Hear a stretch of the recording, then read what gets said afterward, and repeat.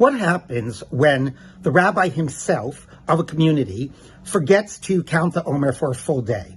Can he continue counting with a bracha in shul? This question comes up a good deal of the times. You'd be surprised, or maybe not. Sometimes rabbis do forget and skip a day. And the normal halacha is that you continue counting without a bracha.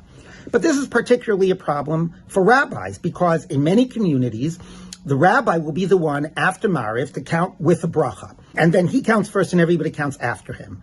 And the reason for this is not only to sort of give him the respect to do this, the honor, but also because it's taken for granted that he will always be able to make the bracha. He'll never have skipped a day. And people that have missed a day can listen to him and fulfill the bracha through him. But what happens if he himself now missed a day and cannot make a bracha? So a number of poskim say, look, to protect his dignity and his honor, kavra brios, he can rely on the positions that you can continue with the bracha even if you miss a day. Most Rishonim adopt that position. It's only the Bahag, the Hilchos Gedolot, that says that every day is essential to the mitzvah, and if you miss one, you're no longer doing the mitzvah. In this case, though, these poskim say rely on the majority position that you do not need each day, and you can continue to make it with a bracha. One can even add to that the real problem of missing a day is that it can't be considered counting if I skipped.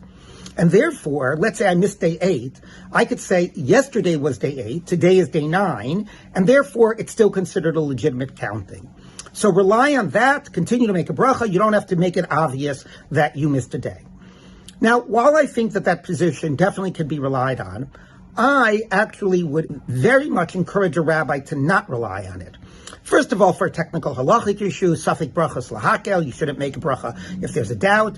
More than that, you're relying on a position for your dignity to make the bracha, but other people need your bracha to fulfill their obligation of a bracha. So you're not just making the ruling for yourself, it affects other people as well.